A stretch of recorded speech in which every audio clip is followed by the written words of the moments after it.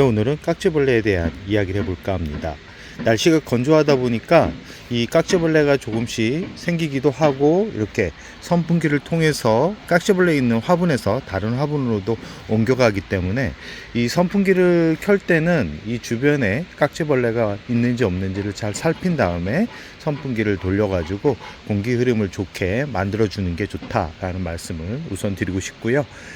이 날씨가 건조하거나 이 화분 속에 수분이 부족하게 되면 서서히 깍지벌레가 생깁니다. 깍지벌레는 어떻게 생겼냐면, 지금 이 매창 자구를 보시면 멀쩡해 보이죠? 그러나 이 가장자리로 해가지고 하얀색이 보이고 검은색 부분이 보이시죠? 그 아랫부분으로 이렇게 살펴보면 이렇게 하얀색 이물질이 생기면서 솜털처럼 이렇게 뭉쳐져 있는 부분이 있을 겁니다. 그 부분을 만지면 찐덕찐덕한 그런 느낌이 느껴지는데요. 이 솜털 깍지벌레 같은 경우는 잘 죽지 않습니다. 약을 쳐가지고는 한 번에 박멸하기도 쉽지 않고, 그리고 약을 친다 그래도 알이 안쪽으로 있기 때문에 다시 부화될 가능성이 높기 때문에 보통은 3일에 한 번 간격으로 총 3번을 쳐주기는 하지만, 보통 이 손깍지벌레 같은 경우는 여름에 치료하기 쉽지 않습니다. 여름에 치료하기 쉽지 않기 때문에 저 같은 경우는 보통 깨끗하게 흐르는 물에 씻어가지고 말린 다음에 분갈이를 해주는데요. 거의 씻어가지고 심어줄 때가 이 약을 칠 때보다 더 효과가 좋았습니다. 특히 여름 같을 때는 이 어차피 약도 수분이기 때문에 3일 간격으로 총 3번을 쳐준다 그러면 물음병으로 얘네들이 떠나갈 가능성이 높기 때문에 흐르는 물에 그냥 한 번에 씻어가지고 뿌리까지 확인한 다음에 새 화분에 심어주는 게 좋고요. 심어준 다음에 바로 물을 주게 되면 안 되고, 보통은 한 2주 정도 굶겼다가 물을 살짝, 윗부분만 살짝 적게 준다 그러면 여름을 건강하게 보낼 수 있습니다. 지금 영상에 보이는 후레뉴 같은 경우도 지금 물 부분이 보이죠? 이 깍지벌레가 진짜 너무나 많아 가지고 약을 치기보다는 줄기 부분까지 다 깨끗하게 씻은 다음에 이렇게 새로 오늘 심어준 상태고요.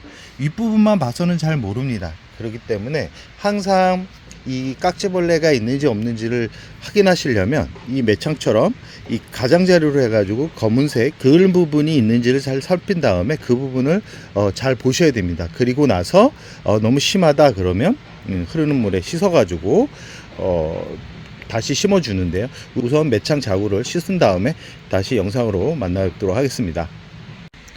흐르는 물에 자구를 깨끗하게 씻었습니다. 지금 영상을 보면 깨끗한 얼굴을 볼 수 있죠. 원래는 크기를 대략적으로 한 이 정도는 키워가지고 잘랐어야 되는데, 깍지벌레가 어차피 줄기를 타고 어차피 공격을 하게 되면 이 친구 같은 경우는 여름을 나기가 쉽지 않기 때문에 대략 한 4cm 정도 되는 크기에서 잘랐습니다. 줄기를 보면 줄기가 좀 가늘죠. 지금 이 길이에서 줄기를 자른 이유는 이대로 두다가 이대로 흙에 심지 말고 그대로 두면 새뿌리가 나는 부분에서 뿌리 아랫부분을 잘라 가지고 식재를 한다 그러면 건강하게 자리를 잡을 수 있고요. 바로 이렇게 잘라 가지고 심어주는 분이 있는데, 여름 같은 경우는 추천드리고 싶지 않습니다. 뿌리가 난 다음에 심어줘도 얘네가 뿌리만 제대로 활착을 하게 된다면 더 빠르게 성장을 할 수 있기 때문에 너무 빠르게 잘라 가지고 심지 말라는 말씀을 우선 드리고 싶습니다. 이 매창뿐만 아니라 모든 다육이가 마찬가지입니다. 이 성장을 멈추거나 줄기 주변으로 해가지고 검은색 그릴링 같은 게 보인다 그러면 그 주변으로는 거의 대부분 깍지벌레가 있을 가능성이 아주 높습니다. 이 깍지벌레가 생기면 어떤 현상이 발생을 하냐면, 얘네들이 처음에는 괜찮습니다. 그러나 서서히 줄기가 진액을 빨아먹기 때문에 서서히 문제가 생기고 나중에는 약으로도 치료가 되지 않습니다. 그럴 경우는 어쩔 수 없이 거의 대부분 다 잘라낼 수밖에 없는데, 빠르게 이 깍지벌레가 있는지를 확인해 가지고 문제점을 해결해 준다 그러면 건강하게 다육이를 키울 수 있습니다. 이 물을 줄 때 그냥 단순히 물을 주기보다는 물을 주면서 문제가 있는지 없는지를 잘 살피시기 바랍니다. 이렇게 짧은 집적성 같은 경우도 살짝 보면 의심이 되는 부분이 있습니다. 이 안쪽 위에 약간 살짝 검은 부분이 있죠. 지금 이 안쪽으로 깍지벌레가 있을 가능성이 좀 있어 보입니다. 이 친구 같은 경우도 영상을 찍고 난 다음에 흐르는 물에 씻어가지고 새롭게 분갈이를 해줄 예정이고요.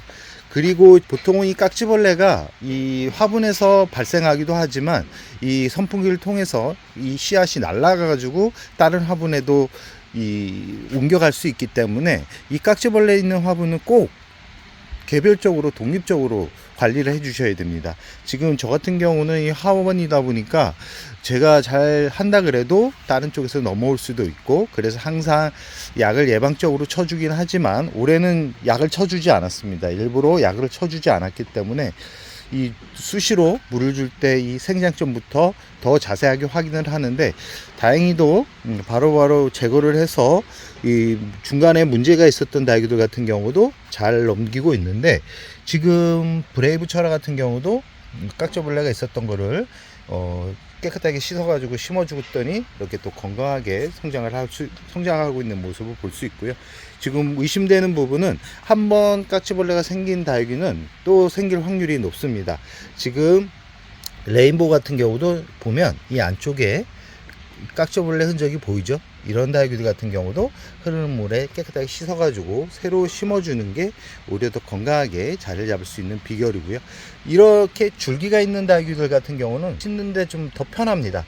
땅바닥이 붙어있는 그런 다육이들 같은 경우 흙이 다 젖기 때문에 심는데 약간 좀 걱정스러운 부분이 있는데, 이렇게 줄기가 있는 그런 화분들 같은 경우는 가져가서 윗부분만 흐르는 물에 씻어가지고 말린다 그러면 여름을 잘 이겨낼 수 있습니다. 그런 다음에 가을에 분갈이를 하면서 완벽하게 치료를 해도 문제가 되지 않기 때문에 한번 놔두게 되면 깍지벌레가 퍼지는 그런 게 되게 빠릅니다.